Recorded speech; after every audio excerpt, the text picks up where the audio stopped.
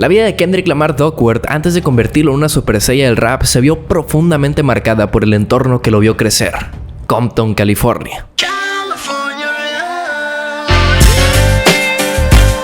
Una ciudad con fama mundial por su violencia, sus pandillas y la crudeza de la vida en las calles, pero también una cuna histórica del hip hop donde nacieron leyendas como Dr. Dre, Eazy-E y DJ Quick. Y entre esa mezcla de caos y creatividad se formó uno de los artistas más introspectivos y complejos de su generación. Nació el 17 de junio de 1987, Kendrick nació en un entorno donde sus padres venían de mudarse de la ciudad de Chicago para buscar una mejor vida, con la esperanza de aspirar a un futuro mejor. Pero para su mala suerte, no llegaron a un paraíso. Se terminaron estableciendo en un lugar igual de peligroso y empobrecido, azotado por el narcotráfico, la brutalidad policial y la rivalidad entre los Bloods y los Crips. Su padre, Kenny Duckworth, había sido parte de una pandilla de Chicago conocida como los Gang Disciples, y si tuviese la oportunidad de ver mi documental de Chief Keef, sabrás la fama que tiene esta pandilla. Mientras que su madre, Paula Oliver, fue una pieza clave para hacer que Kenny dejara de seguir esos pasos. La famosa historia cuenta que Paula le dijo a Kenny en un punto crucial de sus vidas que tenía dos opciones: uno, dejar todo por lo que ha trabajado en Chicago para mudarse a California y buscar una mejor vida, o dos, seguir con la misma vida de siempre, viviendo al día y arriesgando su bienestar con tal de tener dinero,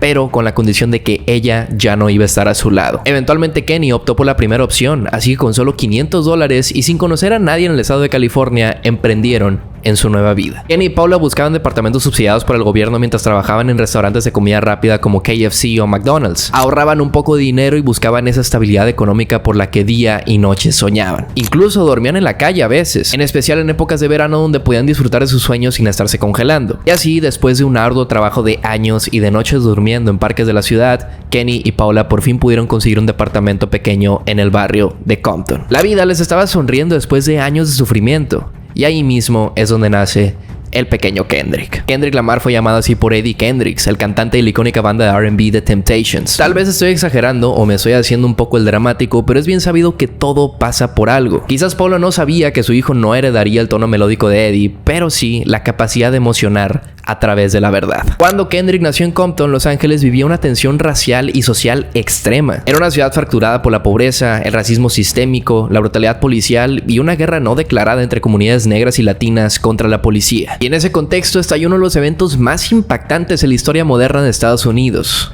el caso Rodney King. Rodney King era un ciudadano afroamericano común, sin cargos violentos, que el 3 de marzo de 1991 fue brutalmente golpeado por 4 oficiales de la policía tras una persecución por exceso de velocidad. Hasta ahí parecía otro caso más de abuso policial, pero esta vez George Holiday, un residente del área, captó con su cámara casera como 4 policías golpeaban a King con porras, patadas y descargas eléctricas durante más de 1 minuto, mientras él no ofrecía ninguna resistencia. El video fue difundido por noticieros de todo el país y rápidamente se volvió en un símbolo de algo que la comunidad afroamericana ya venía denunciando desde hacía décadas: esa violencia sistémica de la policía blanca contra los ciudadanos negros. El 29 de abril de 1992 estallaron los disturbios de Los Ángeles, uno de los eventos más violentos en la historia urbana de Estados Unidos. Y durante 6 días la ciudad vivió incendios, saqueos, enfrentamientos, muertes. Más de 60 personas murieron, más de 2,000 resultaron heridas y hubo más de 12,000 arrestos. El daño económico terminó superando los $1,000 millones.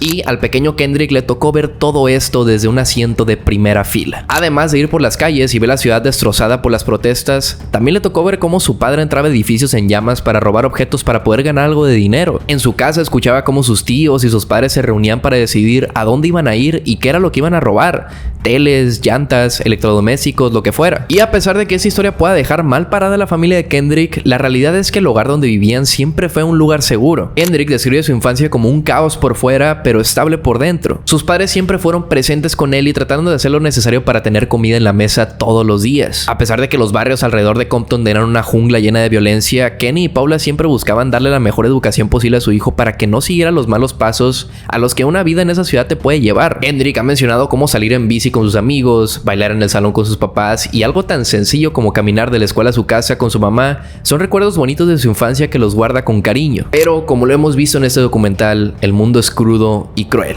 y sus padres no podían ocultárselo para siempre. El pequeño Kendrick a los 5 años vio como un hombre fue asesinado en su barrio con un escopetazo en el pecho, quitándole la vida instantáneamente y dejándolo en el piso sin un pedazo de conciencia. Ese suceso para cualquier ser humano puede ser traumatizante, pero imagina lo pesado que puede ser para el pequeño Kendrick que, en una edad donde lo que más haces es absorber información y conocer el mundo, ves cómo le quitan la vida a otra persona sin piedad alguna y de una forma tan brutal. Me hizo saber que esto no es algo a lo que estoy mirando, sino algo a lo que me tengo que acostumbrar, dijo Kendrick. A esto sumémosle el suceso de Rodney King que sucedió poco tiempo después de que Kendrick presenciara al hombre ser disparado. Al ver a sus padres y a su familia planeando robos, su perspectiva del mundo real comenzó a retorcerse a gran velocidad. Pero Kendrick, al ver que no solo sus padres y su familia estaban robando, sino que toda la ciudad de Los Ángeles también lo hacía, y que todo esto fue porque un hombre negro fue asesinado a sangre fría por solo exceder el límite de velocidad, lo hizo entender todo. Los valores, los códigos morales, la educación, nada de eso importa cuando se trata del mundo real. La vida misma te orilla a cuestionar todas estas ideas con las que creciste y te obliga a tomar decisiones duras que poco a poco van torciendo ese camino recto que tu vida estaba tomando. Pero para su suerte, Kendrick siempre tuvo a su lado a un hombre que le recordara qué es lo correcto y qué decisiones tiene que tomar en su vida.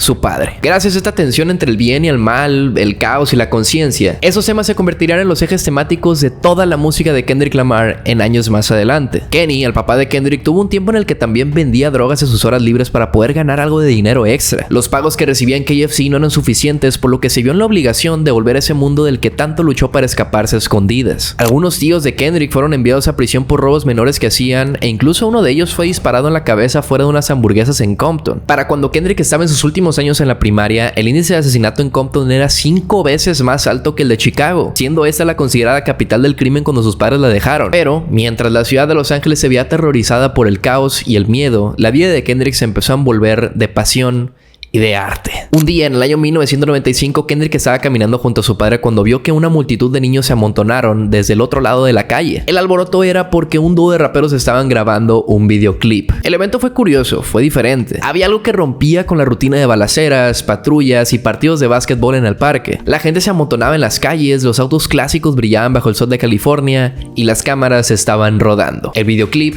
era de la canción California Love, conocida como el himno de toda una era. Estaba Tupac Shakur subido en un Cadillac como si fuera un emperador del gueto, con una sonrisa peligrosa, dientes de oro y una presencia que llenaba toda la cuadra. Y Dr. Dre con la seguridad de quien sabe que está construyendo un imperio con cada beat, dirigiendo el rodaje como si supiera que lo que estaba haciendo no era solo música, sino memoria cultural. Y ahí, entre los vecinos, entre los niños del barrio, entre la multitud anónima, estaba el pequeño Kendrick, parado al borde de la banqueta, callado, mirando, sin gritos ni alborotos. Ese día, Kendrick Lamar descubrió algo dentro de sí que no sabía que tenía.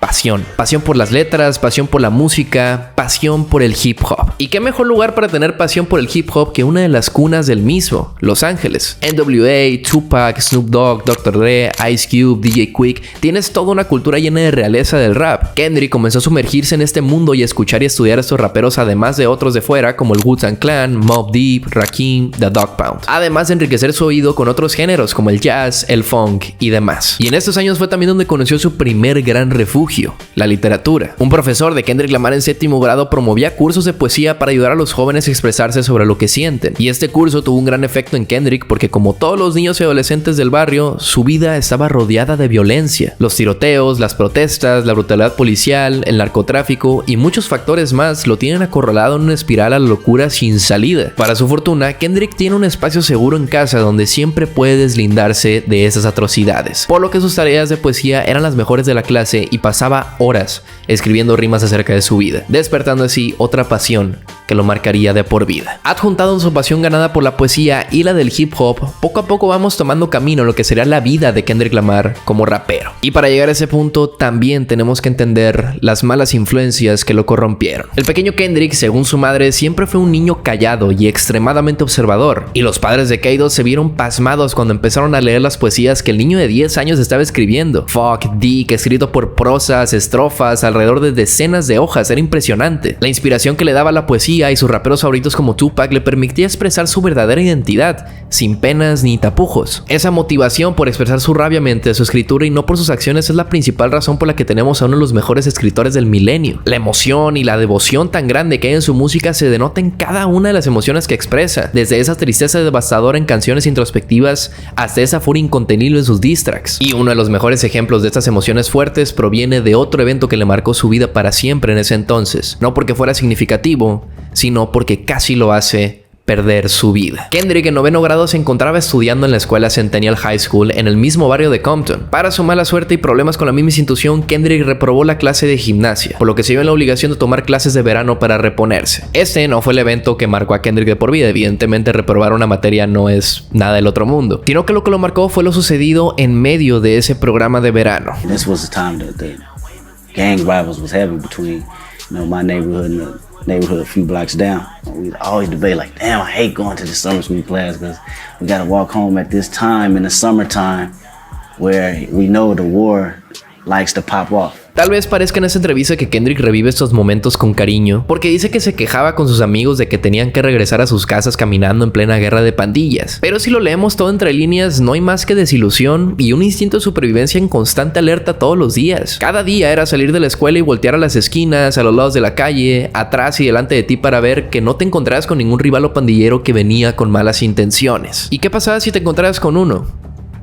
Creo que esa pregunta ni la tengo que responder. La vida de Kendrick en general era eso, un modo de supervivencia extremo activado las 24 horas del día, los 7 días de la semana. A pesar de que su hogar era un lugar seguro donde no había violencia, no podía quedarse ahí. A fin de cuentas había que salir, y no solo él se encontraba en peligro, sino que sus padres, sus tíos, sus primos, sus amigos y cualquier persona que viviera en el infierno que era Compton. A pesar de que Kendrick formó parte de los pocos de sus amigos que se graduaron de la escuela, a pesar de que Kendrick no tomaba, no se drogaba ni vendía nada ilícito, a pesar de que Kendrick no formaba parte de los Bloods ni de los Pyrus, todo a su alrededor se conformaba por esto y más. Kendrick inhalaba y exhalaba este estilo de vida. Las comunidades marginadas, las guerras de pandillas, la pobreza, la muerte de sus amigos y familiares, solo por estar en el lugar y momento incorrecto. Y lo único con lo que la vida le respondía era ponerse peor. Kendrick en esta misma Centennial High School comenzó a explotar su pasión por el rap al comenzar a hacer freestyle en beats que le gustaban y luego hacerlo con amigos. Al mismo tiempo, fue en esos años en los que Kendrick conocería y comenzaría a salir con Whitney Alford, la mujer que es ahora la madre de sus hijos. Un día, Kendrick y su amigo Matt Jeezy iban regresando de la escuela caminando y Jeezy lo que hizo fue decirle a Kendrick que si se podían poner a rapear en lo que llegaban a casa. Lo que él nos esperaba es que Kendrick comenzaría a rapear y se robara completamente la pista durante más de 20 minutos. Jeezy quedó perplejo. No podía creer lo que estaba viendo. Hermano, si te mantienes fuera de la cárcel y te mantienes vivo, lo vas a lograr, le dijo. Esas fueron las primeras palabras que salieron de su amigo. No fue un tienes talento, un deberías de buscar un manager o un graba un disco. No, lo que le dijo fue no caigas a la cárcel y no te mueras. Esa era la vida que se llevaba en Compton. Mientras Kendrick seguía en la secundaria, un vecino y amigo cercano suyo fue asesinado a disparos cerca de su casa. Sus padres lo encontraron afuera llorando desconsoladamente sin encontrarle sentido a la vida por la pérdida de su hermano. Kendrick también comenzó a meterse en disturbios con sus amigos pandilleros. Tal vez no como protagonista, pero sí como un integrante. Un día, la policía fue a visitar a los padres de Kendrick para decirles que estaba formando parte de varios disturbios del vecindario. Y la respuesta de los padres con el tiempo fue dejarlo fuera de casa por 2 días enteros. Este no fue el único caso en el que Kendrick se topaba con la cruda realidad de las calles y se daba un choque con sus padres para enderezar su camino. Kenny, a pesar de ser un hombre que formó parte de pandillas y seguía haciendo actividades criminales, dedicó toda su paternidad a evitar que Kendrick siguiera sus mismos pasos. El mismo Kendrick asegura cómo su padre era amoroso y cariñoso, pero no era para nada suave cuando se trataba de hacer lo correcto. Kenny siempre fue transparente con él, le decía la realidad de la vida y las cosas que él ha hecho para sobrevivir, no para darle un ejemplo o consejo, sino para decirle que eso es lo que no se debería hacer y las consecuencias que le esperaban si cometía tales actos. A pesar de que Kendrick estaba viviendo una vida normal de joven de 16 años, tomar alcohol, ir a fiestas ilegales o juntarse con malas influencias, dichas acciones en un contexto como lo es Compton puede iniciar un efecto mariposa que te lleva a finales como la muerte, la cárcel o una pandilla, por lo que su padre, después de trabajar tanto para que su hijo no se metiera con esa gente, no iba a tirar toda la basura. Quiero hacer mucho énfasis en esto porque a día de hoy Kendrick lo hace. No hace falta ser un genio para comprender que Kendrick, sin sus padres, hubiera terminado siendo uno más de las pandillas de Compton, o como a Kendrick le gusta decir, una estadística. La familia en general de K-Dot no solamente le salvó de un destino fatal en uno de los barrios más peligrosos del mundo, sino que le abrió las puertas a convertirse en uno de los artistas más prolíficos de la historia. Justamente esa guerra moral dentro de su cabeza entre ser uno más de los altercados de las calles y tener un talento que ninguno de sus amigos tenía, terminó siendo el mensaje principal de su música durante la mayor parte de la década de los 2010. La referencia, las historias contadas, los desahogos intensos, todo te da la señal de que Kendrick vivió estas atrocidades de primera mano, pero al mismo tiempo expresa todo con una inteligencia anormal que te hace imposible creerlo. Pero antes de pasar a toda esa expresión inmaculada de su música, todavía queda un largo camino por recorrer. Porque aunque no lo creas, Kendrick no fue un rapero reconocido hasta 5 años después de que su carrera comenzara. Cuando Kendrick estaba en 10º grado, mientras sorprendía a todos con sus freestyles y su creatividad en sus letras, conocería a Dave Freese. Dave se convirtió en un amigo cercano de Kendrick y creaban una gran mancuerna, pero no como un dúo de raperos, sino como un dúo de visionarios. Dave Freese tenía una mentalidad más enfocada en la dirección y producción de proyectos. En la misma escuela organizaba las batallas de rap, también creaba estudios improvisados en su casa y, por supuesto, veía el potencial en las personas y buscaba sacarles el máximo provecho posible. Evidentemente, al ver a Kendrick no pudo evitar pedirle que grabaran un mixtape juntos y ver cómo salía. El talento y el potencial era impresionante, lo único que quedaba era trabajar y pulir ese sonido hasta encontrar el diamante que los llevaría al estrellato. Por lo que Dave le pidió ayuda a su hermano mayor, al que le gustaba hacer beats como hobby, para grabar junto a Kendrick, además de conseguir ayuda de un pequeño sello independiente llamado Concrete Jungle Music. Y así fue como en 2004 Kendrick lanzaría su primer mixtape bajo el seudónimo de K-Dot. El mixtape no está para nada cerca de lo que conocemos como el Kendrick Lamar de hoy. De hecho, si me permiten opinar, ese Kendrick suena como una imitación barata de Jay-Z y de Lil Wayne, pero al mismo tiempo se notan destellos. Esta es una de las fotos más famosas de Kendrick Lamar y, aunque no lo creas, proviene de la misma época en la que K-Dot lanzó su mixtape. Como puedes ver, se ve un Kendrick joven, pequeño y que hasta aluda a tener un cuerpo de niño, con ropa extremadamente holgada y una gorra que mide 3 veces lo de su cabeza, además de que saca poses juguetonas y cómicas. Mismo tono que se nota tanto en su voz como en el título del mixtape y en la misma portada. El contacto que viene en el disco es un holdthese@yahoo.com. Nada serio sale de ahí. Sin embargo, esa misma intensidad que hay en la comicidad de Kendrick Lamar también se detona en la competitividad. Hay un verso donde Kendrick le dice a los jóvenes raperos de la calle que no viene a competir con ellos, sino que con sus raperos favoritos. Así de confiado era de que su destino era más grande y que su talento no se comparaba con el del promedio. Eso sí, la distribución del mixtape estaba destinada al fracaso. Ni Dave Freese ni Kendrick tenían contactos con la radio, el internet no era nada en ese entonces y los discos solo se lo podían regalar a gente de la calle.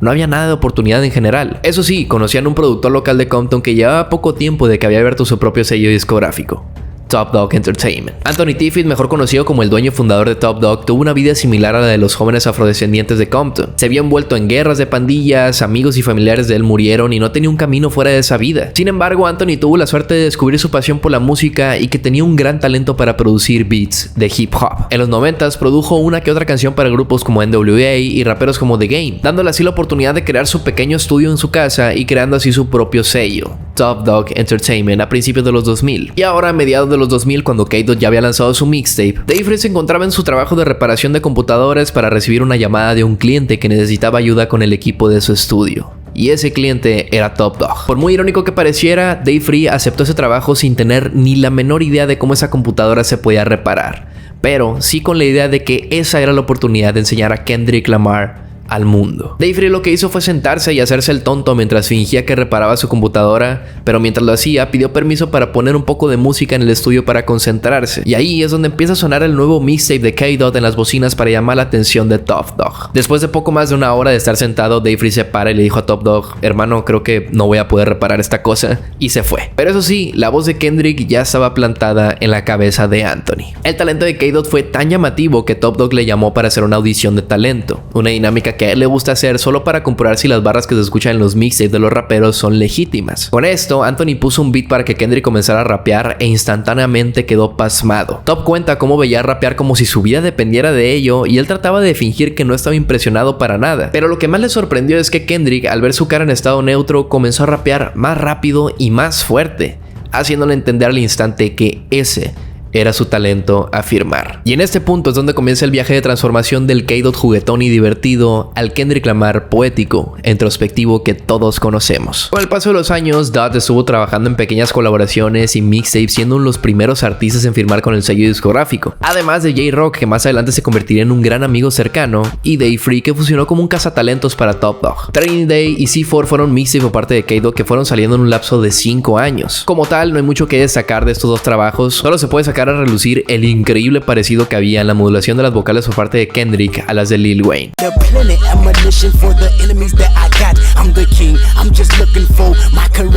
Sí, parece que estás escuchando a Lil Wayne, pero no, es K-Dot.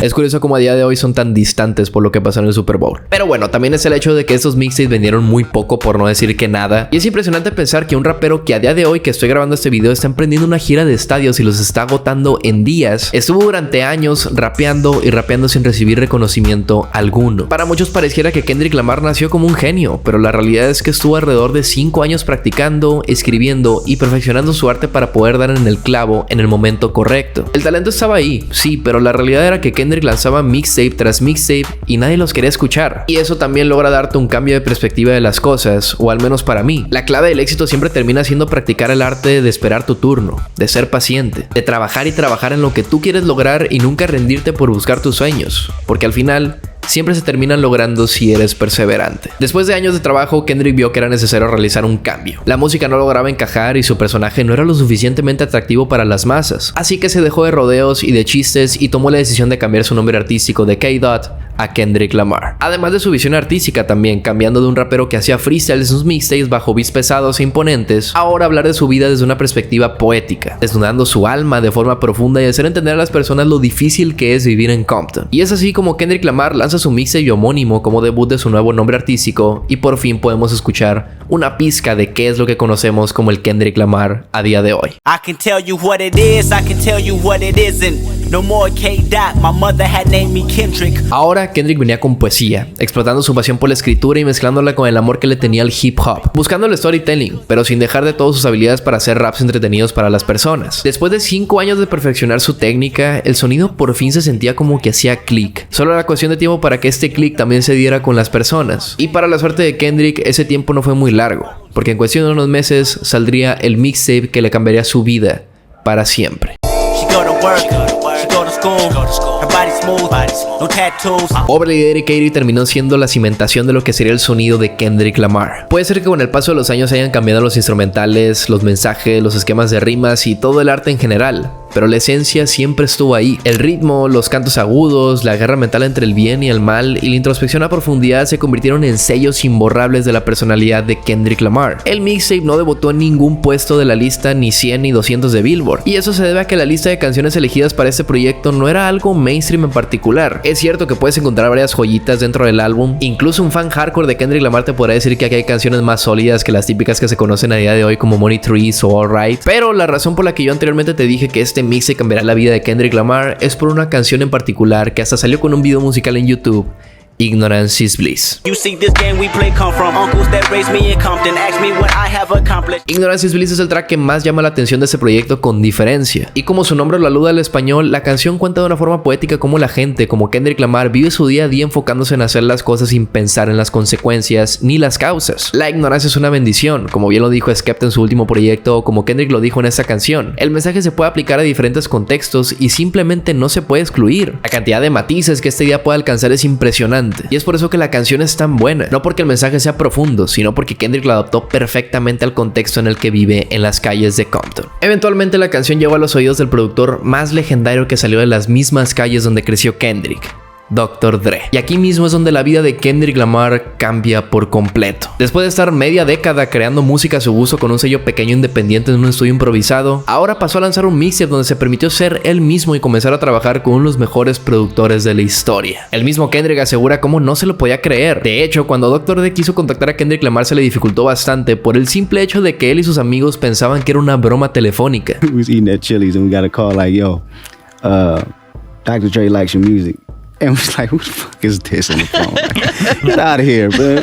Lo ignoraban y se reían de la llamada pensando que era una especie de imitador. Pero no, el Dr. Dre de verdad estaba llamando al estudio porque quería trabajar con Kendrick. Y tal vez te ha hecho esperar mucho para el verdadero inicio de la carrera de Kendrick Lamar, pero creo que era bastante necesario repasar todos estos pasos por los que tuvo que pasar para entender que la vida de Kendrick Lamar no fue un éxito de la noche a la mañana, que trabajó duro, pero duro de verdad, y que no había ningún otro rapero ideal para que las leyendas lo consideraran como el elegido. Gracias a que se hiciera público el hecho de que Dr. Dre tenía en la mira a Kendrick Lamar, no había duda para las masas de que este joven de Compton tenía algo sin igual. La identidad de K-Dot llamaba bastante la atención, pero lo que ahora seguía era comprobarlo. Kendrick y Top Dawg siguieron su camino después de esa pequeña inyección de fama y atención que recibió para trabajar en lo que sería el álbum que finalmente lo colocó en el mapa. Un proyecto que rechaza completamente los freestyles y la idea de no esforzarse para abrazar la identidad humana y poética de Kendrick, balanceando entre las ideas prejuiciosas, la muerte, la guerra de pandillas, la gloria, la doble moral y las drogas como escape moral, para darnos como resultado el proyecto debut de Kendrick Lamar, Section 80. Fuck that.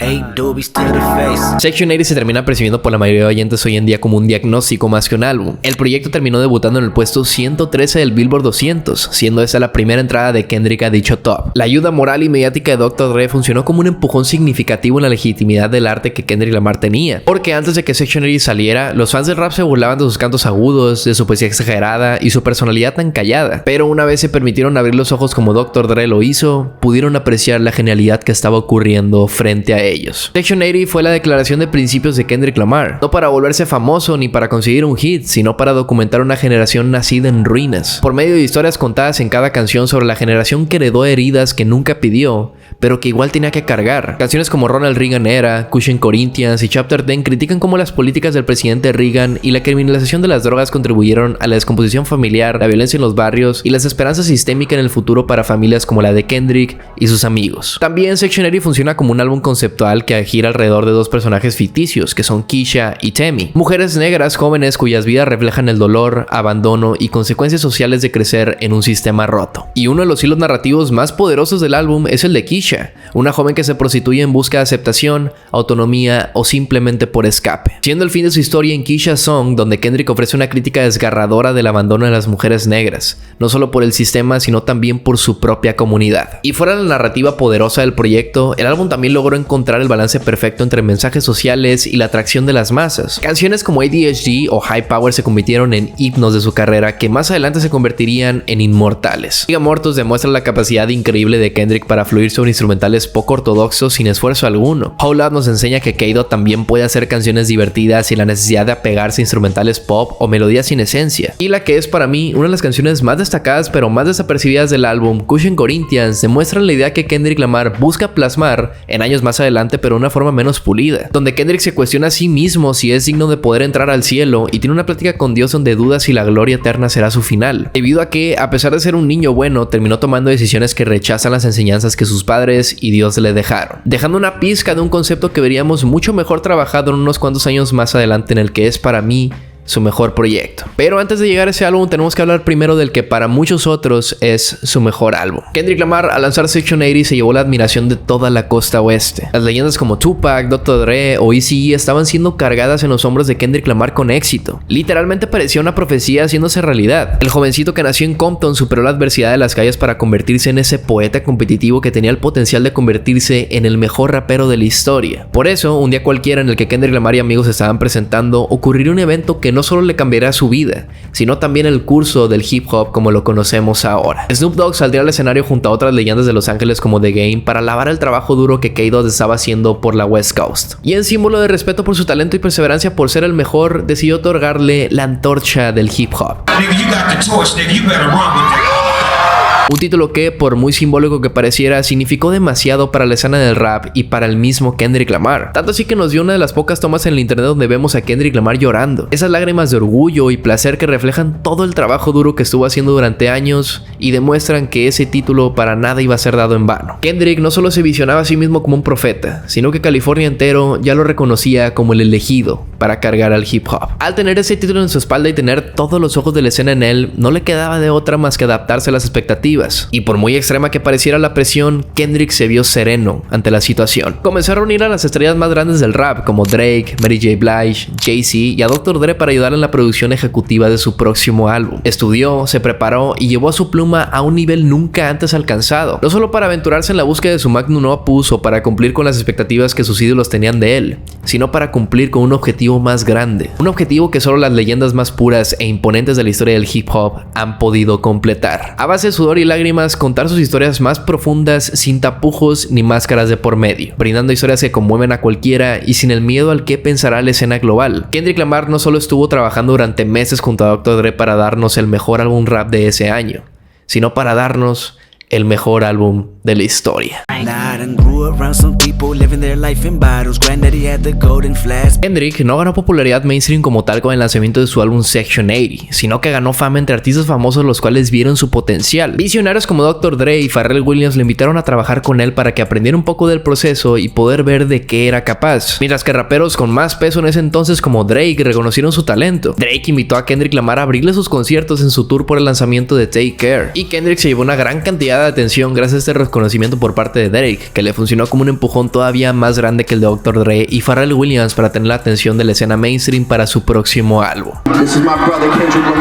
Y así llegamos al día 22 de octubre del año 2012, donde por fin recibimos el segundo álbum de estudio de Kendrick Lamar, Good Kid, Mad City. Ahora con recursos ilimitados comparados con lo que usaba antes junto a Top Dawg, Kendrick tuvo la oportunidad de hacer su mejor trabajo hasta la fecha y lo hizo espléndido. Good Kid, Mad City retoma las ideas planteadas de Section 80 para llevarlas a un universo entero, con historias contadas que se conectan entre sí y que le dan una perspectiva cinemática al asunto. Y con cinemática me refiero a que literalmente Kendrick convierte a Good Kid, Mad City en una película. El álbum se convierte en conceptual cuando vemos que la misma portada infiere que eso es un cortometraje hecho por Kendrick Lamar, además de encontrar interludios y pequeños skits que a medida que vas escuchando el álbum ves cómo se conectan para que poco a poco la historia llegue a su fin. La historia contada por Kendrick es a día de hoy una de las más emotivas en la historia de la música. Si no me lo crees, pregúntale a Rolling Stone, que lo tiene catalogado como el mejor álbum conceptual de la historia. Good Kid, Mad City, como su nombre lo dice, nos retrata la vida de un niño bueno en una ciudad envuelta en el caos. Y como lo hemos visto a lo largo del video, esta es la vida de Kendrick. Incluso el hecho de saber que Kendrick es el protagonista de esta historia y que ninguno de los hechos que se dicen son inventados le da un poder mucho más fuerte que cualquier historia contada. Al comenzar a escuchar el proyecto nos encontramos con el primer track del álbum, Sherane aka Master Splinter's Daughter. La canción desde el primer momento nos empieza a contar la base de lo que sería la historia de este álbum. Kendrick en su juventud conoce a una mujer llamada Sherane, con la cual tiene intereses amorosos. Se ven de vez en cuando, se conocen, se coquetean, una relación normal de dos jóvenes del barrio, vaya. Pero hay un problema muy grande. Ella vive en un barrio donde habita la pandilla rival del suyo. A pesar de que Kendrick sabe las consecuencias de esto, su deseo por el afecto femenino y la calentura principalmente lo hace ir un día a visitarle a su casa en una peculiar van que su mamá le prestó. Todo eso para dejarnos con un cliffhanger al final donde Kendrick se asusta al ver a dos hombres misteriosos con sudaderas encapuchadas negras acercarse al vehículo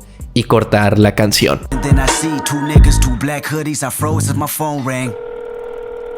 Todo para pasar un pequeño skit donde su madre le está regañando a Kendrick porque le prestó esa van con la que fue a ver a Sherane, pero no ha regresado y ella tiene la urgencia de asistir a una cita. Pero antes de continuar la historia, es momento de relajarse un poco con unos buenos hits de Kendrick Lamar.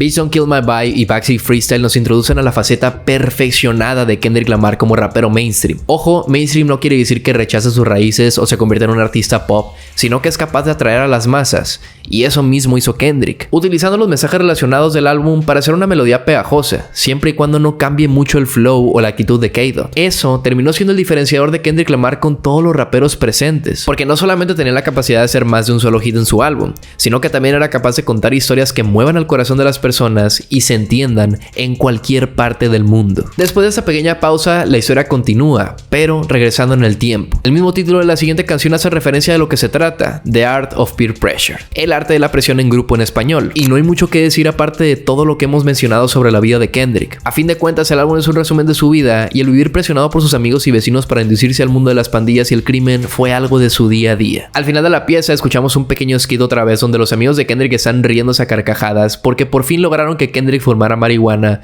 y saliera de sus 5 sentidos. Mientras todos se ríen, también platican de qué es lo que tienen que hacer el día de hoy, como un día cualquiera. El objetivo final del día era llevar a Kendrick a la casa de su madre porque tenía que ir a dejar la van, pero de mientras todos tenían que acompañar a Kendrick a ver a Sherane para ver a su pequeño amigo en acción. Probablemente esa es la segunda pieza más icónica de todo el álbum. El Money Tree o álbum de dinero es una metáfora del sueño americano desde la perspectiva del gueto. La idea de que el dinero puede hacerlo todo. Puede darte paz, puede comprarte respeto o hasta puede salvarte. Pero Kendrick a lo largo del tema cuestiona esa promesa. Habla de cómo el dinero parece ser la única salida lógica en un contexto donde la pobreza es heredada y las oportunidades son robadas. Pero también reconoce el costo moral de todo. Robar a alguien que confía en ti, tener sexo sin amor como vía de escape emocional o matar el alma para alimentar el cuerpo. Todo esto de forma implícita. Pero de forma explícita introduce la paradoja de la violencia y la gloria. El asesino recibe respeto momentáneo, pero el mártir, el inocente que muere, vive para siempre en la memoria. Kendrick no te dice qué hacer en esta canción, pero sí te deja claro que el precio de elegir mal puede ser tu alma. Y que en Compton muchas veces no hay una elección justa, solo una menos dolorosa. Y lo mejor de todo esto es que es bien pegajosa. Podríamos sentarnos aquí a estar hablando durante horas de cada pieza del álbum, pero como no quiero que el video se haga muy largo, voy a recopilar lo más importante hasta llegar a la mejor canción del proyecto. Con Poetic Justice, Kendrick hace una balada romántica donde contrasta su visión humanizada y poética de la mujer y el poder con la visión empoderada y ambiciosa de Drake, donde al final volvemos a la historia del álbum donde los pandilleros que Kendrick vio en el inicio se le acercan a preguntarle de dónde viene él, su mamá, su abuela y su padre. Visiblemente molestos lo comienzan a presionar y presionar, pero Kendrick no contesta, así que le piden que salga de la van en ese instante. Luego pasamos por dos canciones que nos dan un respiro en la introspección y la poesía para divertirnos un poco,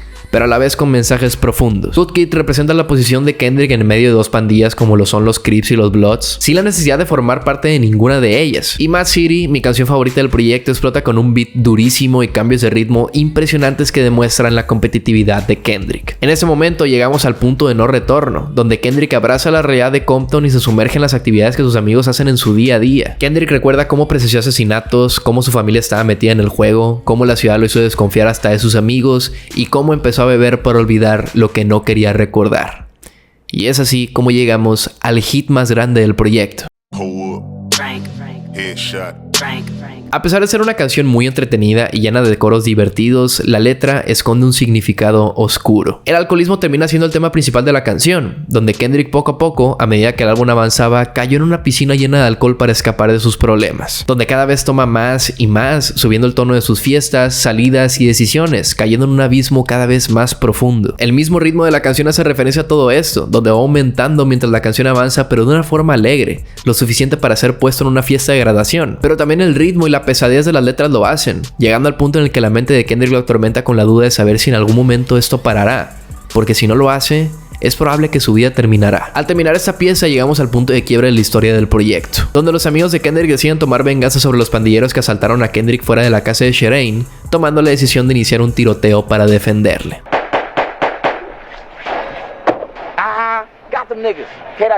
La batalla fue breve, como todas las que ocurrían en el barrio. Al final era algo que todo el grupo de amigos hacía normalmente, solo que ese día el final fue distinto. Después del tiroteo chequean si todos están bien para enterarse que Dave, un amigo del grupo, fue disparado y asesinado.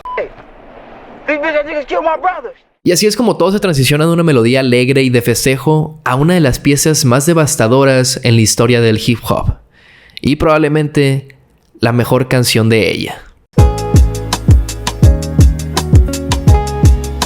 Think About Me, I'm Dying of Thirst es el pico definitivo de este proyecto con una duración de 12 minutos. La pieza en sí es extensa debido a que toca diferentes puntos de vista sobre la vida de Compton. Primero es el hermano de Dave, el amigo que murió en el tiroteo para hablar con Kendrick. Segundo, una mujer relacionada con Keisha, la prostituta que escuchamos en Section 80 para reclamarle a Kendrick por qué hablaba tan despectivamente de ella. Tercero, la percepción de Kendrick como observador de la tragedia y cómo su vida cambió para siempre después de estos sucesos. Y por último, un coro rápido de Kendrick donde expresa cómo todos sus amigos, su familia y su ciudad viven constantemente muertos de sed. La canción está llena de referencias poéticas y mensajes bien poderosos, así que si quieres entender a fondo qué es lo que dice línea por línea esa canción, te voy a dejar mi video aquí en la esquina para que lo cheques. Pero en resumen, la primera historia retoma lo sucedido con Dave años después, en el que su hermano se desahoga por el estilo de vida que lleva, sin saber qué rumbo tomar con su vida, sintiendo que está condenado a la perdición eterna sin ningún remedio. Al mismo tiempo le agradece a Kendrick por ser un gran amigo y querer tanto a su hermano, pidiéndole de favor que se aleje de todo esto porque tiene un gran potencial, además de pedirle que por favor cuente la historia de él, su hermano y todos sus amigos de Compton cuando logre llegar a la cima. Terminando este verso con el hermano de Dave diciendo: si muero antes de que tu álbum salga, espero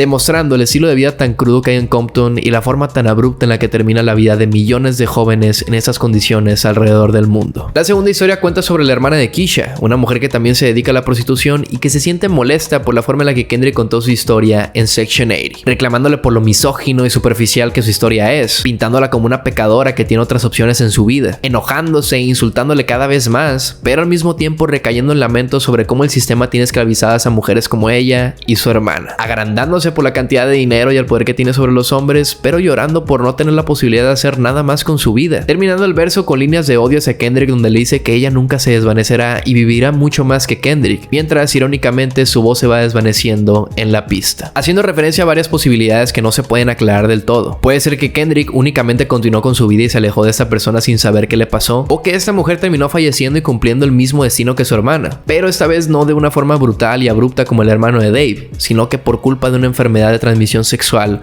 o de drogas, las cuales te van deshaciendo el cuerpo poco a poco. Por último, en la primera parte escuchamos la visión de Kendrick Lamar sobre todo esto, harto del sistema en el que vive, teniendo pensamientos suicidas sin saber qué es lo que sigue para él, sintiéndose también culpable por contar esas historias en las bocinas para que el mundo las pudiera oír, cuestionándose si de verdad está llevando el legado de sus hermanos a la eternidad o solamente está aprovechándose de la situación de otros para hacer dinero y poder, pero aún así con la esperanza de que sin importar todo lo que ha hecho, alguien cante sobre él cuando se vaya de este mundo, así mismo como Kendrick lo hizo. Y para terminar la canción está la segunda parte. Escuchamos un skit donde volvemos a momentos después donde ocurre el tiroteo donde Dave muere. El grupo de amigos está gritando y molesto, discutiendo sobre si deberían volver para vengarse por lo que hicieron. Pero el hermano de Dave interrumpe a todos gritando en desesperación que ya está harto, está cansado de correr y se lamenta por su hermano. Kendrick comienza a alternar entre barras de doble sentido, contradicciones, realidades e historias rápidas que alternan entre el coro Dying of Thirst y Tired of Running, dejando cierta confusión en un principio, pero que toma todo el sentido del mundo cuando la canción termina. Why are you so angry? See, you young men are dying of thirst.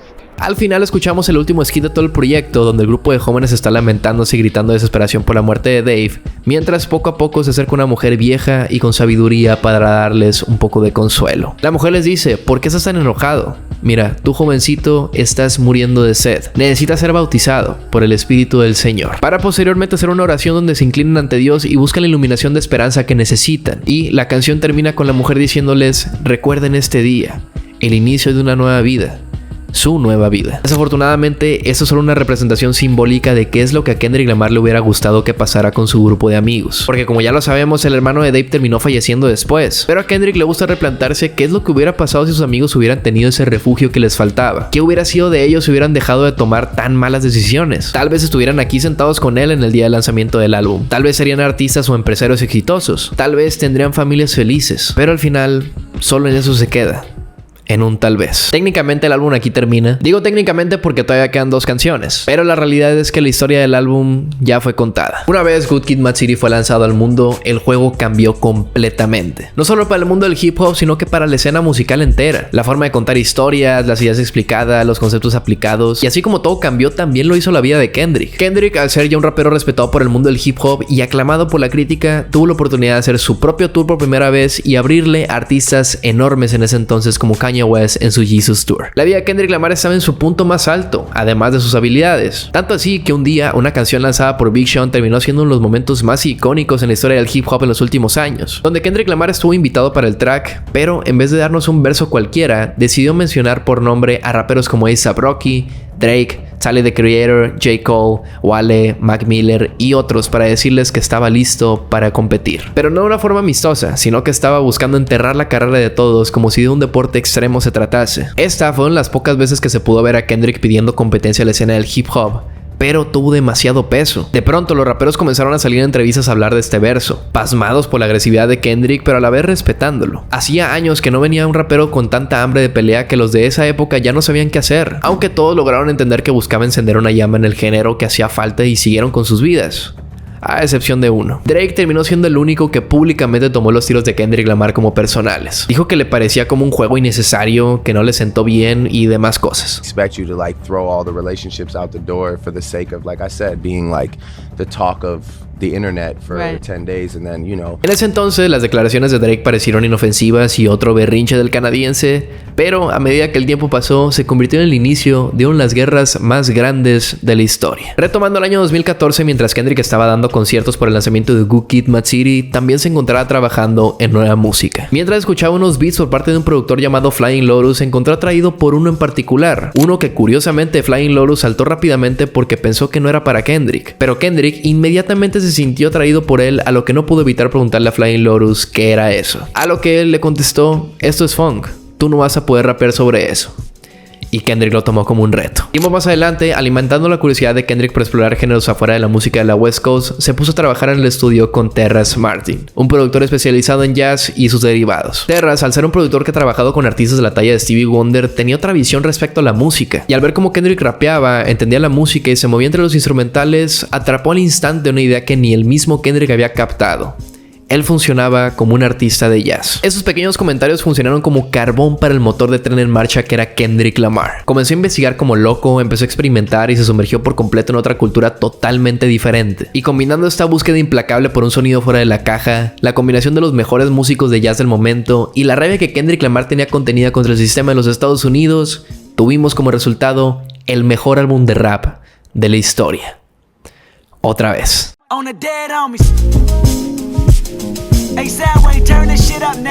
Y oye, Leo, ¿por qué me dices a mí que ese es el mejor álbum rap de toda la historia? Mira, te lo voy a definir de una forma muy sencilla. Mi cerebro no logra dimensionar cómo es posible que un ser humano haya pensado en hacer algo así. Good Kid, Mad City tal vez sí se puede hacer por una persona. Es muy difícil, pero sí se puede. Damn se puede. Illmatic se puede. Blueprint se puede. 1999 es un gran ejemplo de ello. Pero To Pimp a Butterfly es una obra que creo personalmente que nunca más en la historia se podrá replicar. Terrace Martin en el jazz, teclas, cuerdas y producción en general. Thundercat en el bajo. Kamasi Washington en el saxofón. Y Robert Glasper en el teclado. Ese fue el Dream Team que Kendrick Lamar reunió no solamente para hacer los instrumentales del álbum, sino para tenerlos en el estudio 24/7. Sesiones de grabación en vivo en la que los artistas iban fluyendo a medida que el tiempo avanzaba, creciendo y disminuyendo en base a las emociones que se daban con el avance de la música, y Kendrick Lamar fluyendo a través de todo. Pero no solo fluyendo, sino que imponiendo su lugar en el estudio con versos fuertes, complicados de escuchar y un performance que es digno de pararse, aplaudir, dar tres mortales y besarlo en la boca. Es impresionante cómo ver que en el lapso de unos cuantos años, el rapero que estaba imitando a Lil Wayne en mixes de baja calidad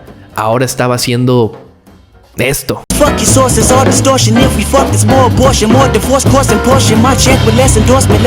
El álbum es una colaboración de sabores, colores y emociones de 78 minutos, que desde que comienza te atrapa sin piedad y no te sueltas a que se termine. La introducción con Wesley's Theory nos mete en un mundo intenso, ruidoso, lleno de instrumentales vibrantes y cantos por doquier, mientras Kendrick fluye pareciendo como que ni se esforzara.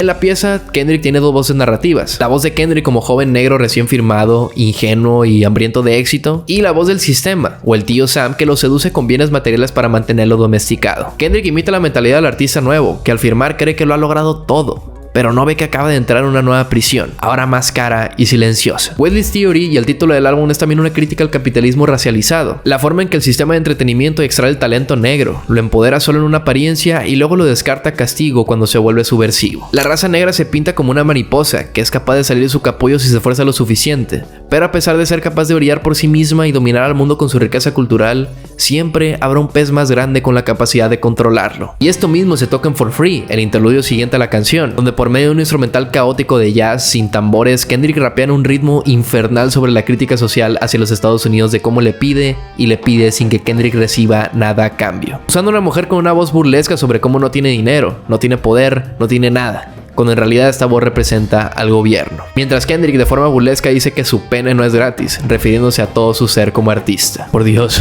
¿me estás escuchando lo que estoy diciendo? ¿Estás entendiendo por qué es el mejor álbum de la historia? Llevo 2 canciones apenas explicadas y ya podrían ser perfectamente las mejores de la carrera de cualquier artista, pero me voy a tardar mucho hablando de todas las canciones. Así que por eso vamos a destacar los mensajes más importantes que se pueden sacar de este proyecto, porque todavía nos queda un largo camino que recorrer. Canciones como King Kunta y Hood Politics continúan esta narrativa de cómo el sistema seduce, compra y controla al hombre negro exitoso. Critican la fama como una trampa y el dinero como una forma moderna de esclavitud simbólica. También tenemos piezas destacadas que me encantan, como Institutionalized o Mama, donde se explora la mentalidad heredada del barrio, la culpa del sobreviviente, la autodestrucción y la lucha por el autoconocimiento. These Walls, Complexion y You Ain't Gotta Lie tocan el tema del sexo, donde aparece no como placer puro, sino como escape, trauma o hasta venganza. Y las relaciones personales sirven para revelar heridas más grandes, autoestima, colorismo y dolor no sanado. Dejándonos con unas cuantas piezas que sí quiero destacar.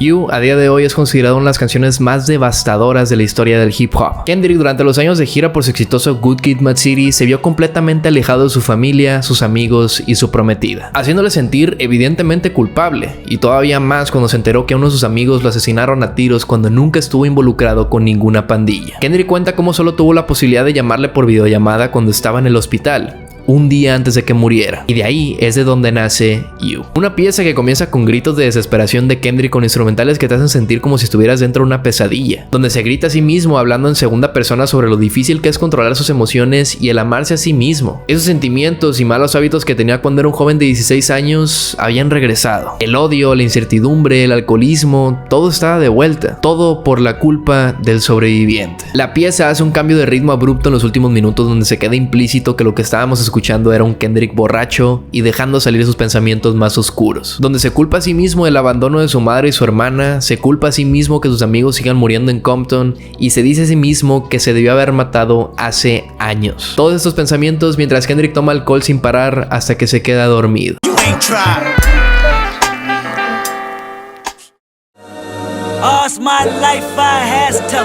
Alright terminó siendo el hit más grande del álbum, además de convertirse en el himno por excelencia del movimiento Black Lives Matter. Alright es una pieza mucho más melódica y alegre que todas las demás que podemos escuchar en el álbum, con la intención de convertirse en un hit. Es el punto donde Kendrick, después de toda la oscuridad que carga el álbum, culpa, trauma, autodestrucción, racismo, muerte y así, decide que sí, el sistema te aplasta, pero tú puedes resistir. Y Kendrick le habla a la gente negra en Estados Unidos que sufre la brutalidad policial, la pobreza, la discriminación, y es por eso que se convirtió en ese himno. Una de las piezas que más me sorprenden de este álbum hasta la fecha es How Much a Dollar Cost, el 11º track del álbum. Kendrick inicia estando en África, donde un vagabundo va y le pide un poco de dinero, y algo que Kendrick rechaza, pensando que solo lo va a usar para gastarlo en dinero o alcohol. Pero el vagabundo se ve sereno, mirándolo como si ya lo conociera, por lo que Kendrick se molesta. Se comienza a poner excusas de por qué no le debe dar ese dinero, se justifica, se defiende, pero cada vez suena más débil. El vagabundo le confronta preguntándole: ¿alguna vez has leído el Éxodo 14? Rompiendo cada vez más el carácter de Kendrick para al final revelar que en realidad el vagabundo era Dios, con la intención de bendecirle, pero Kendrick rechazó. Dios como tal no necesitaba el dólar, quería saber si Kendrick entendía lo que era ser humano. The Blacker de Berry al pasar del tiempo se terminó convirtiendo en mi canción preferida del proyecto. Una rabia incontenible, barras rápidas, un beat pesado, todo acumulado en una pieza de 5 minutos y medio que lo saca todo. Es el primer verso. Kendrick se lanza con una energía incendiaria, acusando al país por su historia de opresión, su violencia institucional y su constante intento de borrar o domesticar la cultura afroamericana. Es un grito de orgullo racial, pero también de dolor colectivo. Kendrick ataca la hipocresía del gobierno y de la policía. La producción es tensa, pesada y casi tribal, acompañando el tono confrontativo de su voz. Y al final de la canción hace una autocrítica devastadora. Se pregunta por qué llora la muerte de Trayvon Martin a manos de la policía, pero no siente lo mismo cuando alguien de su misma comunidad mata a otro joven negro, exponiendo la contradicción interna del orgullo negro enfrentado a la autodestrucción dentro del propio barrio, no como excusa, sino como una reflexión brutal y honesta sobre su propio rol dentro de esa realidad. Y por último, para cerrar el proyecto, escuchamos a Kendrick Lamar citar un poema que estuvimos escuchando por cachos alrededor de todo el álbum, donde se revela que estaba teniendo una plática con Tupac al respecto. Portal Man es el gran cierre filosófico y emocional de To Pimp a Butterfly. Es Kendrick Lamar hablando directamente al oyente, preguntando, dudando y buscando algo más profundo que la fama. Busca confianza, coherencia y verdad. Kendrick usa ejemplos de figuras históricas como Nelson Mandela, Huey Newton y Michael Jackson, mostrando cómo los líderes, incluso los que luchan por el bien, pueden ser criticados, malinterpretados o abandonados. Nos habla y nos dice: ¿me seguirías queriendo si mañana me cancelan? Si cometo errores o si el sistema me destruye. Después de todo el álbum, Kendrick recita por fin el poema que ha ido revelando fragmento a fragmento durante las canciones, y al terminarlo le está hablando a Tupac. Comienza una entrevista ficticia, donde Kendrick le pregunta sobre violencia, juventud, revolución, espiritualidad. Tupac responde con la misma crudeza y pasión que siempre lo ha definido. Pero al final, cuando Kendrick intenta obtener una última respuesta, Tupac ya no está. Se ha desvanecido. Y así mismo cierra el álbum con una especie de paso de antorcha por parte de su más grande ídolo. Kendrick está preguntando si él mismo está listo para cargar con esa responsabilidad y si su generación estará lista con él cuando la lucha ya no sea popular. Así, Moral Man cierra el disco como lo que realmente es, un manifiesto sobre el liderazgo, verdad y la fragilidad del alma humana bajo los reflectores. Y a pesar de que parece que me he extendido mucho hablando de este álbum, esto es solo una pequeña pizca de lo que es To Pimp a Butterfly. A mí el resumen a detalle que más me gusta de este proyecto es el que hace Yadmor, la cabra. Te mando un saludo. Así que recomiendo que vayan a verlo. Justo, Kendrick fue aclamado por la crítica después del lanzamiento de este álbum, pero no de una forma típica como cuando un artista hace un buen álbum, sino que lo pusieron en un pedestal que es casi imposible de alcanzar. To Pimp a Butterfly le consiguió 11 nominaciones al Grammy de ese año, ganándose el segundo puesto de más nominaciones de un artista en un año después de Michael Jackson. El proyecto fue tan bueno que a día de hoy no solo es considerado el epítome del hip hop, sino que un santo grial que cualquier artista debe tomar como referencia. Además de que un año después lanzó un álbum de descartes de To Pimp a Butterfly para los fans llamado Untitled Unmastered, que si no te has dado el lujo de escucharlo lo recomiendo al 100%, es igual de bueno. Y lo más impresionante del caso es que To Pimp a Butterfly sí funcionó para Kendrick. El expresar su más pesado sentir sobre el mundo en el que vivía por dentro y por fuera lo convirtió en un ser más maduro, observador y consciente que antes, dándole la inteligencia para trabajar en su música en silencio, desaparecer por un par de años y volver con una obra maestra más. Si pareciera poco el comenzar su carrera con dos de los mejores proyectos que el mundo del hip hop ha visto en su historia, pues ahora lo que tocaba era el golpe definitivo a la escena mainstream con Damn. Damn es un proyecto más corto, más conciso y más comercial en temas musicales que los anteriores, pero para nada se queda atrás en tópicos profundos y preguntas existenciales. Después de recibir críticas fuertes por parte de la prensa blanca por criticar al gobierno y a la policía de una forma tan radical con To Pimp a Butterfly, Damn nace como la respuesta ante la respuesta de la respuesta, donde ya no se preocupa por los tiroteos que ocurren en su barrio o la forma en la que su país lo oprime, sino en el comportamiento del ser humano en este mundo. Damn, alrededor del proyecto, mantiene esta dualidad entre dos tópicos principales, el orgullo y la debilidad. El orgullo se pinta como la fuerza, tomar decisiones radicales, el pelear por tu lugar, mientras que la debilidad es poner la otra mejilla, practicar tu compasión y dejar a los demás que te pisoteen. El álbum cuestiona ambos términos desde diferentes posturas, el amor, la humildad, la religión, el miedo y demás. El punto culminante del proyecto donde se cuestiona de la forma más clara esta narrativa es la canción Duckworth, donde Kendrick nos cuenta una historia que parece de una película, pero fue real. La historia cuenta cómo hace muchos años, cuando Kenny, el padre de Kendrick, se encontraba trabajando en KFC en su turno nocturno como todos los días, ocurrió un asalto. En ese asalto, el hombre encapuchado provenía de una pandilla, por lo que para nada tenía miedo de jalar el gatillo si alguien se resistía al robo. Kenny, actuando en su instinto, quiso entrar en razón con el asaltante, pidiéndole que los deje ir a todos si él le regalaba comida. El acto de Kenny fue tan bondadoso que el mismo asaltante se preguntó qué era lo que estaba haciendo, así que aceptó y fue sin hacerle daño a nadie. Y ese asaltante resultó siendo Anthony Tiffith. Y aquí es donde Kendrick te plantea la pregunta a ti. ¿El acto de su padre fue debilidad por ser bondadoso y no defender su orgullo? ¿O en realidad esa debilidad que vemos en el álbum siempre ha sido fortaleza disfrazada de miedo? Y este acto terminó siendo el punto de inflexión más grande en la vida de Kendrick, aún sin siquiera haber nacido. Porque de no haber sido por la debilidad de Kenny para poner la otra mejilla y optar por la bondad, Kendrick se hubiera quedado sin padre, Top Dawg se hubiera quedado en las calles y el pequeño K-Dot hubiera terminado siendo una estadística más. El proyecto evidentemente se llevó varios premios, Grammys, MTVs, BETs, lo que tú quieras, pero hubo uno en particular que sobresale por encima de todos: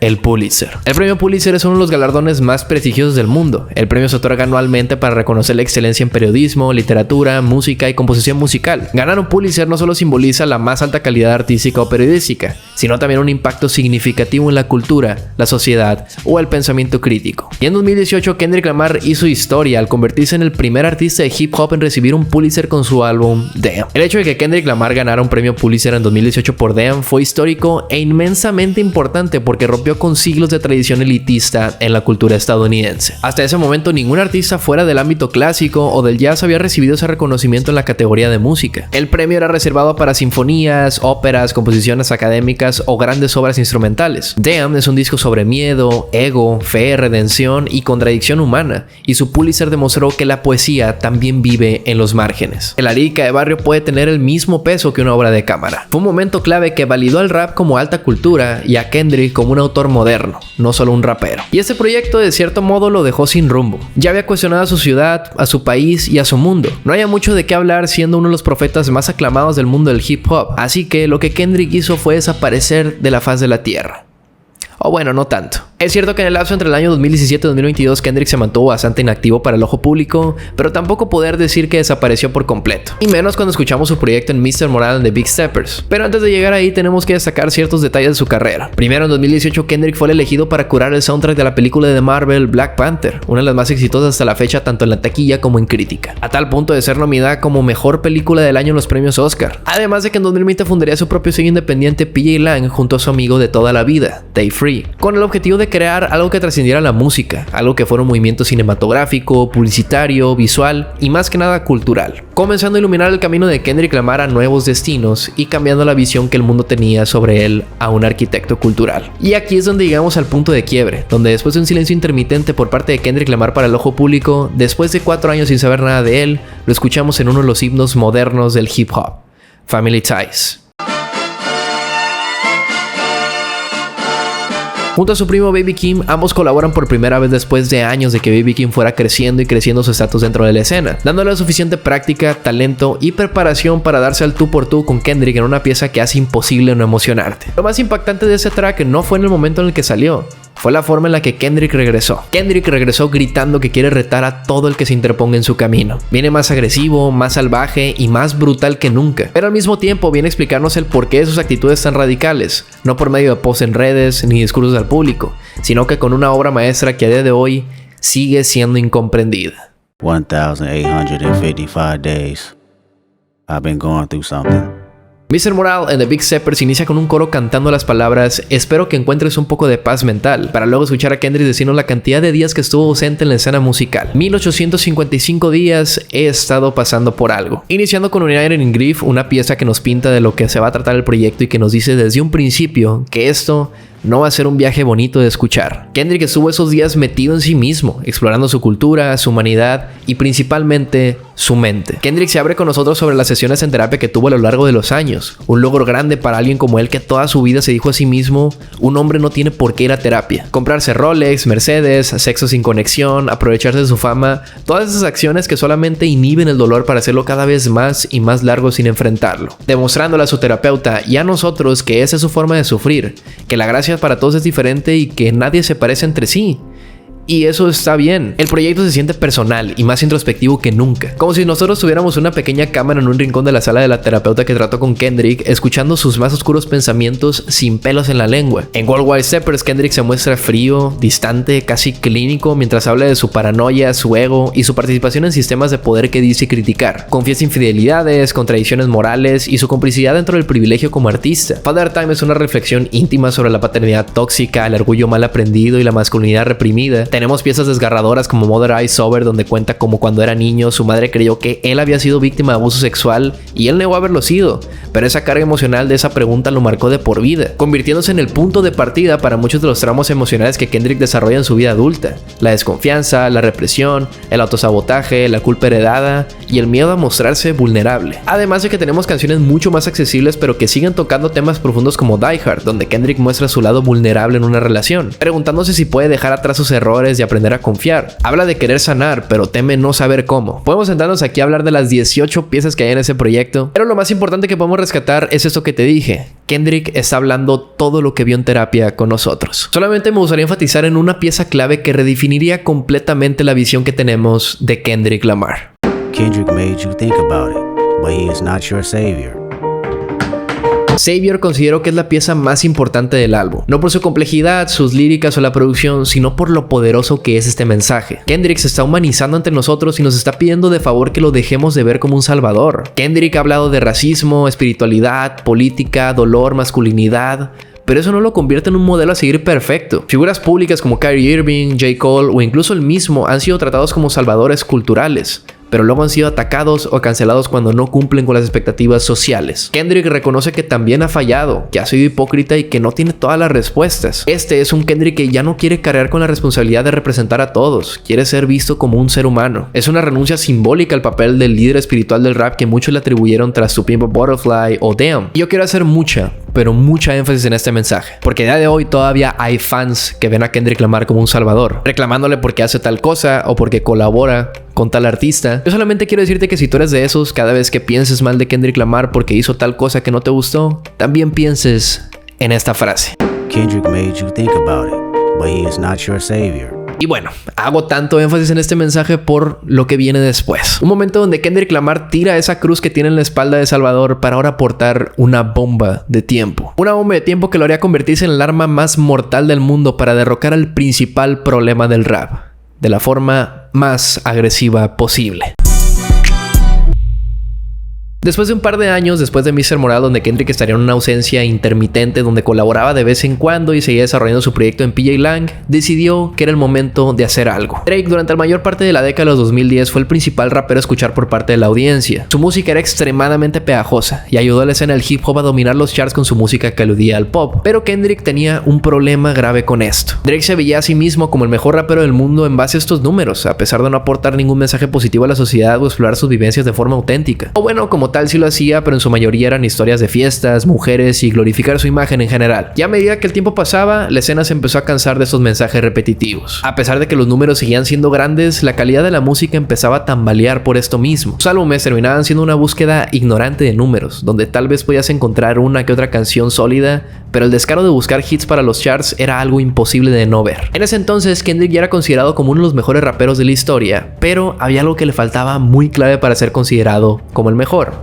Un beef. Un beef es una práctica que se lleva haciendo en el hip hop desde sus inicios, desde que KRS-One tuvo su primera victoria con The Bridge Is Over hasta Nas en los 2000, donde enterró a Jay-Z con Either. Los beefs se convirtieron en esa tradición en la que en un lapso de tiempo corto, dos o más raperos tienen una batalla de rap por medio de tracks grabados en el momento. El conflicto comienza con una especie de carnada, donde un rapero provoca al otro con el propósito de recibir una respuesta y posteriormente empezará la batalla. Usando como ejemplo lo sucedido entre Kendrick Lamar y Drake, la carnada fue lanzada el día 22 de marzo de 2024, cuando Metro Boomin y Future lanzaron un álbum colaborativo, donde la canción Like That recibiríamos una colaboración sorpresa por parte de Kendrick Lamar, pero no una cualquiera. Parecido a lo que sucedió en 2014 con Control, Kendrick decidió llegar a cortar cabezas, diciendo que J. Cole y Drake no son nada comparados con él y que el Big Three nunca existió. Para darte un poco de contexto, durante la década de 2010 se formó una trifecta de grandes raperos de la misma generación que dominaron tanto los micrófonos como los charts, siendo esos Kendrick Lamar, Drake y J. Cole. En 2023, Drake lanzó su álbum de estudio For All the Dogs, donde una colaboración con J. Cole. Hay un verso por parte de este último que dice que los tres mejores raperos del mundo son Kendrick,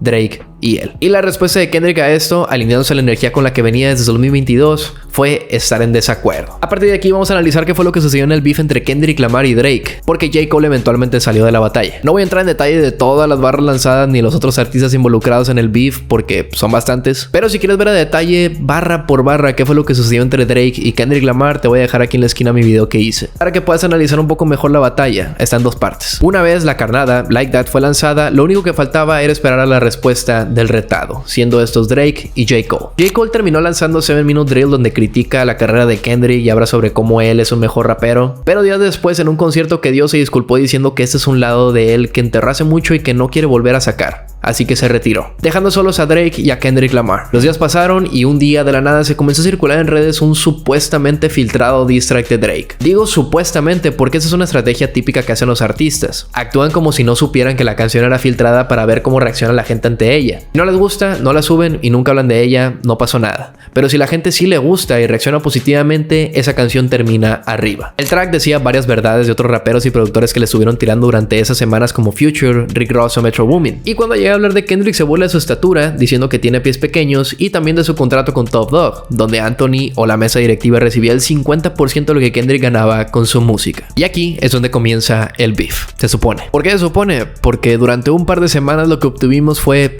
absoluto silencio. Drake, los fans y la comunidad entera del hip hop estaba atenta a la respuesta de Kendrick Lamar, pero no había nada. Incluso parecía que Drake llevaba la delantera por un momento, porque el diss track fue bastante bueno y mantuvo viva la llama del beef por ese rato en el que hubo silencio. La presión fue tanta que Drake lanzó una canción provocando a Kendrick usando una IA para que su voz sonara como Tupac y Snoop Dogg, y ese fue el primer gran error de Drake. La canción le rogaba que lanzara su diss track, que él era el elegido y el salvador del hip hop y que no podía decepcionar a sus ídolos, provocándolo de forma burlesca y haciéndolo ver como un estúpido. Y ahí es donde Kendrick debutó en su primer beef con Euphoria. Un martes cualquiera por la mañana, Kendrick lanza Euphoria, una pieza de 6 minutos donde cambia de ritmo constantemente sin parar. Kendrick está lanzando barras tras barras con un odio nunca antes visto de su parte. No digas mentiras sobre mí y yo no diré verdades sobre ti. Kendrick comienza con esta frase dando una especie de amenaza a Drake, donde le pide por favor que no se meta con su vida personal porque si no, las consecuencias iban a ser fatales. Como si él ya sabía por qué camino seguir Drake. De cierto modo, él sabía que Drake iba a decir mentiras sobre su vida personal para hacerlo quedar mal. Y de mientras le dijo todas las verdades que todos sabíamos. Es un falso, es un colonizador, es un fanático, no es un integrante del hip hop. Además de vez en cuando aventarle insultos juguetones como que parecían dos mujeres cuando lo veía con Sexy Red, o de la forma en la que se viste y camina, que no sabe nada sobre cuidar a su hijo y demás. Dándonos así un inicio del beef tremendo y ganando el primer round con diferencia con uno de los mejores diss tracks de la historia. Pero a pesar de que el beef ya estaba bien puesto y todos teníamos las expectativas en todo lo alto, nadie se esperaba lo que pasaría ese fin de semana. Los fans estaban expectantes ante la respuesta de Drake y lo más probable es que fuera lanzado ese mismo fin de semana. Pero antes de que saliera la supuesta bomba nuclear de Drake, Kendrick lanzaría una canción sorpresa, no para provocarle, sino para advertirle de nuevo. 616 in LA terminó siendo mi pieza favorita de toda la guerra entre estos dos. No por las cosas que decía, sino por la forma en la que las dijo. Kendrick hace una especie de oración pidiéndole a Dios que le perdone por lo que está a punto de hacer, porque él siempre fue un guerrero de la paz, pero que no tenía otra opción más que ir a la guerra porque su familia y su cultura estaban siendo amenazadas, sentando las bases para lo que se venía y sabiendo exactamente qué era lo que iba a pasar. Además de un gancho sutil donde le pregunta a Drake si nunca se había preguntado si gente de su disquera no estaba trabajando con él, jugando con su mente y dejándonos en claro que Kendrick no venía aquí a una competición amistosa. A base de la provocación, Drake lanza Family Matters esa misma noche. Hasta la fecha, es impresionante el performance que Drake dio en ese diss track, uno de los mejores de su carrera. Los juegos de palabras, la forma en la que habló de todos los que le tiran, incluso los ganchos a Kendrick eran buenos. Drake asegura que la música de Kendrick Lamar no pegaba a menos que B.B. King lo ayudara a escribirlas, que Kendrick golpeaba a su mujer y que Winnie Alford tenía un hijo con su amigo de toda la vida, Stay Free. Una pieza de 7 minutos brutal e implacable. Pero a pesar de que Drake haya dado una de las mejores actuaciones de su vida, imposible de mejorar, no fue suficiente. No fue suficiente porque en menos de 20 minutos Kendrick Lamar lanzó una de las canciones más oscuras y crueles que he escuchado en mi vida. Un beat siniestro e inquietante producido por The Alchemist donde Kendrick abre con un "Querida Adonis, siento que ese hombre sea tu padre". Así de huevos, sin introducciones ni nada. Si de por sí esa primera línea ya era una puñalada al corazón, imagínate qué fue lo que siguió. Kendrick Lamar cumplió con su promesa. Le dijo a Drake que no hablara mentiras sobre él y él no iba a decir verdades sobre él. Así que eso hizo. Como si Kendrick supiera ya lo que Drake iba a decir. Grabó una pieza donde hablaba como si le escribiera una carta a cada uno de sus familiares. Su hijo, su madre, su padre y una supuesta hija oculta, diciendo que Drake es un fraude como padre, que es un asco de ser humano, lo acusa de tráfico sexual, de ser un adicto, dice que merece morir. Cada palabra que sale de Kendrick Lamar en esa canción son navajas afiladas sin piedad, terminando con la línea que terminó de definir de qué se trataba todo este beef: que se joda la batalla de rap. Esta es una batalla de toda la vida contigo mismo. Y aquí es donde tuvimos un claro ganador. Porque seamos honestos, Kendrick no tenía nada que hacer ni decir para comprobar que lo que Drake dijo era mentira. El tiempo eventualmente le iba a dar la razón. Pero lo que nadie se esperaba es que al día siguiente saldría otra bomba que cambió todo por completo.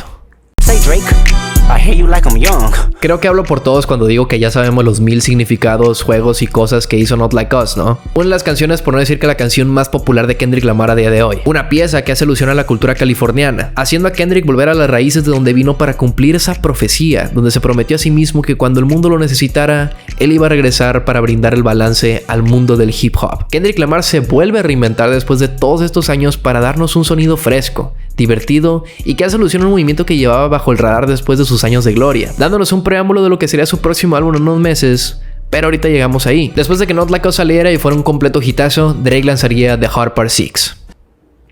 Y ya, se humilló solito. Y es todo. Una vez Drake fue eliminado del mapa de Kendrick Lamar, volvemos a tenerlo como el único protagonista del video. Aunque es cierto que con el paso del tiempo se mantendría presente, porque Kendrick, a base del éxito de Not Like Us y del beef en general, se definirían las acciones que tomaría más adelante. Kendrick, al convertirse en el rey del mundo con una de las piezas más famosas de la historia del hip hop, solo tuvo que esperar a que las cosas se dieran a su favor y seguir haciendo lo suyo. Meses después, Kendrick organizaría una fiesta de celebración en el Kia Forum en California llamado The Pop Out, un concierto donde varios amigos que representaban el rap de Los Ángeles como DJ Mustard o Tyler the Creator se presentaron, todo para que el evento estelar fuera Kendrick Lamar, donde cantó sus más grandes hits y todas las canciones salidas del beef con Drake, incluido un total de 6 veces donde se reprodujo la icónica Not Like Us. Cantando la última junto a varias personas que subieron al escenario festejaron las grandes victorias del rap. No quise hacer mucho énfasis en lo que significó la victoria de Kendrick Lamar en este beef hasta ahora, porque justo el Pop-Up Concert es la mejor ilustración de lo que significó todo. Esta imagen que puedes ver aquí es mucho más poderosa de lo que parece. Durante años, Drake se apoderó del hip hop de una forma en la que puso a toda una cultura en un lugar incómodo. Venía de Canadá, era un niño privilegiado, pero era increíblemente bueno rapeando. Pero a medida que el tiempo pasaba, se fue sumergiendo en un personaje que imitaba ser de calle y se hacía el duro, comenzando a capitalizar su éxito de una cultura que no le pertenecía. Lo que Kendrick Lamar hizo fue gritar este odio contenido que toda la cultura del hip hop llevaba años contra él. Y eso fue la representación perfecta de eso, donde el movimiento de Kendrick Lamar fue tan fuerte y simpático con el hip hop que logró que varias pandillas se junten en la televisión para bailar juntos una de las mejores canciones del año. La burla que Drake les estuvo haciendo durante años fue más fuerte que cualquier guerra, y las letras de Kendrick Lamar una vez más sobrepasaron las barreras de las calles. Poco tiempo después también saldría el video musical de Not Like Us, donde destacaré 4 cosas. 1, al principio se muestra un snippet de lo que sería su nuevo álbum. 2, Kendrick sale bailando con Dave Free anulando todo lo que Drake dijo de él. 3, Kendrick también sale bailando con Whitney Alford y sus hijos también negando lo que Drake dijo de ella. Y 4, en el video se muestra toda la ciudad de Los Ángeles y la familia de Top Dog Entertainment bailando al son de la canción,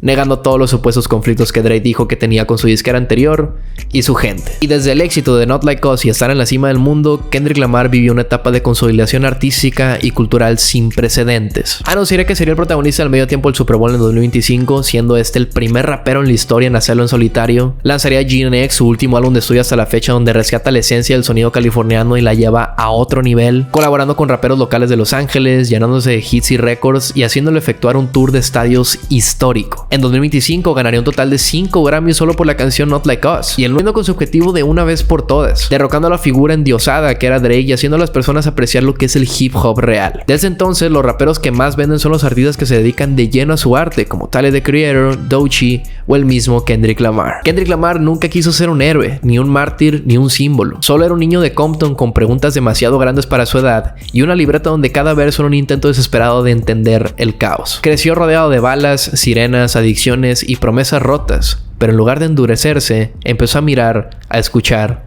y a escribir. Y lo que empezó como terapia se convirtió en testimonio. Lo que fue diario íntimo se convirtió en profecía pública. Y así Kendrick dejó de ser solo Kendrick para transformarse en algo que ni siquiera él pidió: la conciencia de toda una generación. Nunca lo hizo para salvarnos y tampoco nunca nos prometió tener todas las respuestas. De hecho, lo más valiente que hizo fue decir que no las tenía, confesar sus contradicciones, pedir perdón en voz alta y decir yo también me equivoco en una industria que te exige la perfección. Porque no se trata del rap, ni de los premios, ni siquiera de las barras. Se trata de que Kendrick nos enseñó que se puede romper el ciclo, que se puede ser vulnerable y aún así ser fuerte, y que se puede venir del dolor y convertirlo en belleza. Desde Compton hasta el Pulitzer, desde Section 80 hasta Not Like Us, desde el silencio de una habitación hasta el rugido de millones en una multitud. Kendrick caminó por todos esos paisajes sin dejar de preguntarse quién era él realmente. Y tal vez eso sea lo que lo hace tan humano.